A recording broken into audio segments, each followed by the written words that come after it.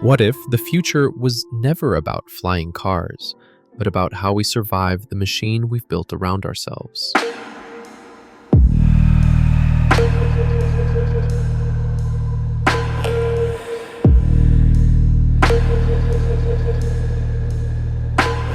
A new century had arrived, and with it, machines. Steel skeletons rising from the earth. Electricity replacing fire. People moving faster, building taller, dreaming bigger. To many, the machine was a miracle.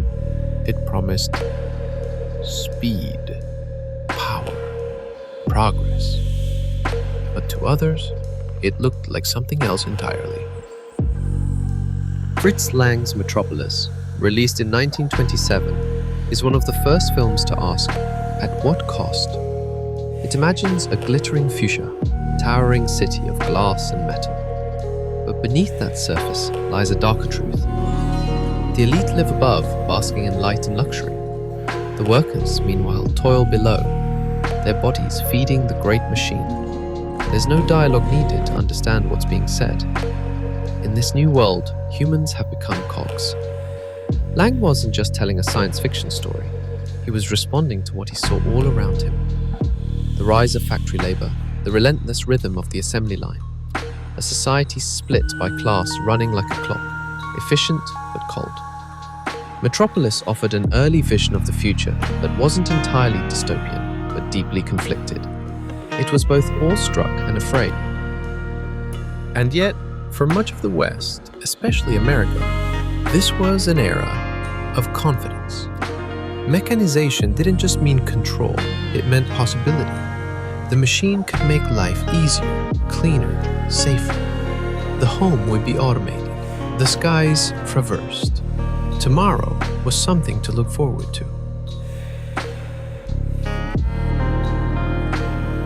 Even decades later, this attitude lingered. Take the Jetsons, a show from 1962, but one that reflects the glossy futurism of the 50s. Here, automation has solved everything. Your house cleans itself, you fly to work, even your dog has gadgets. It is a future where technology hasn't just improved life, it's replaced the need to do anything at all. But look closer, and there's something strange. George Jetson works 1 hour a day and still complains. The family rarely interacts beyond pressing buttons. Their world is colourful, but empty. In a way, it's the opposite of Metropolis. There's no suffering, but also no purpose.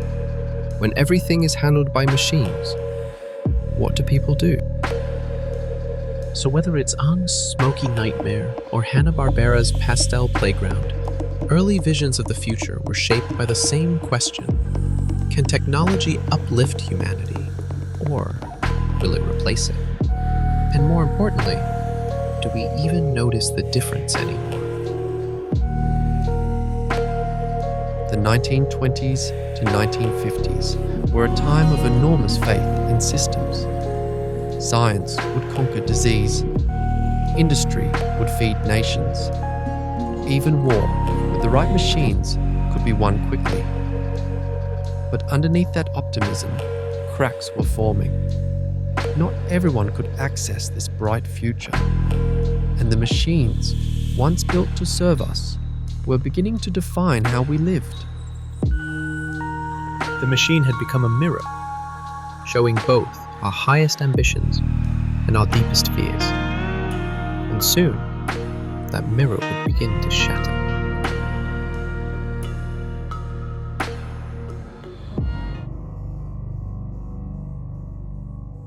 The early 20th century was about marveling at the machine.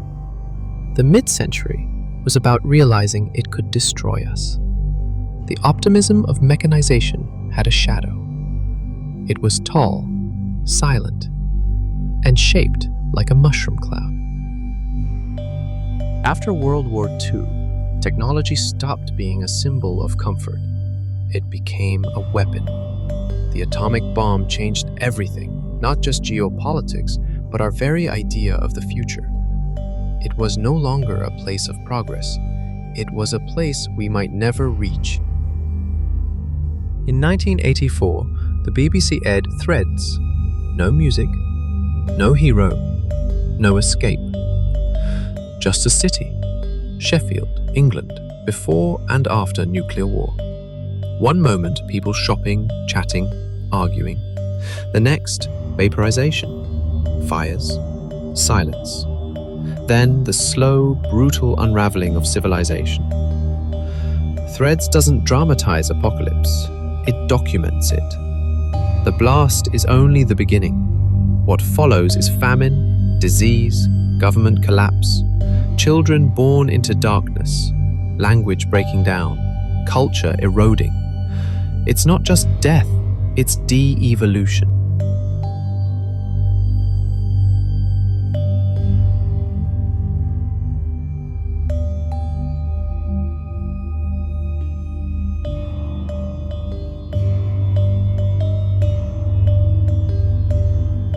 America had its own version, The Day After, released a year earlier. Aired on national television, it showed nuclear war not from the battlefield, but from the backyard. Doctors overwhelmed, radiation sickness, parents digging graves. The film shocked millions. Even President Reagan admitted it shook him. Because The Day After wasn't science fiction, it was a mirror held up to the world as it stood. This was the future people were taught to prepare for. The post-war dream had soured. The same systems built to elevate society, government, technology, science, could now erase it, not just overnight, but in seconds. Where the Jetsons imagined a robotic assistant, these stories imagined digging your family out of rubble, or worse, never having the chance.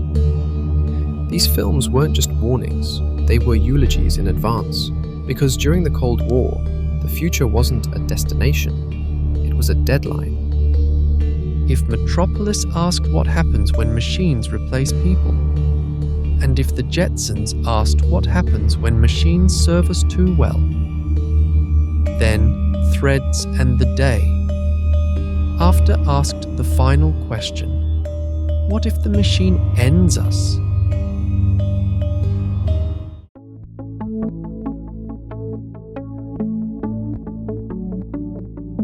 As the Cold War faded into history, the mushroom clouds began to lift. But the paranoia didn't. It simply changed shape. The future was no longer a sudden ending. It was a slow transformation. Not destruction from outside, but erosion from within. In Gattaca, the enemy isn't bombs or machines. It's your own blood.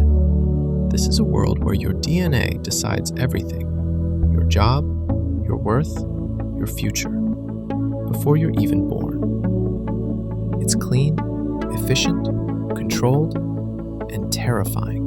Because here, society has perfected discrimination. Not based on race, or wealth, or class, but on your genome. Gattaca doesn't feature robots or flying cars, but it's one of the most chilling sci-fi futures ever put to screen, because it feels possible, even probable. By the late 90s, fears of nuclear annihilation were replaced by a quieter dread, that we were engineering something we couldn't unengineer, that our need to perfect ourselves might destroy what made us human. Then came The Matrix, and with it, a new kind of paranoia. Not just about our bodies, but our reality. Released in 1999, right on the edge of a new millennium, The Matrix captured something people were starting to suspect but couldn't quite say, that the world was too polished, too seamless, too controlled. What if the systems we trusted, our governments, our screens, our institutions, were just illusions? What if we were already trapped and didn't know it? The late 1990s brought a flood of new technologies. The internet, cell phones, surveillance systems. Suddenly, we were all connected. But that connection came with a price. We were always being watched, always being filtered, always being measured. And the Matrix made that fear literal. The machines aren't coming, they're already here, and you are part of them. It's no longer about machines versus man. It's about machines becoming man, and man becoming obsolete.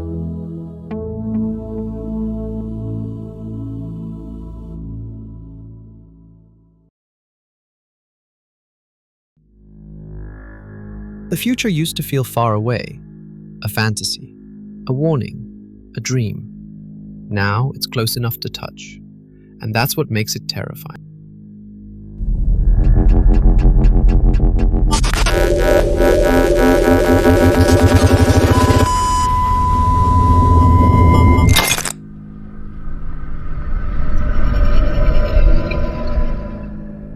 Black Mirror is not about spaceships or androids.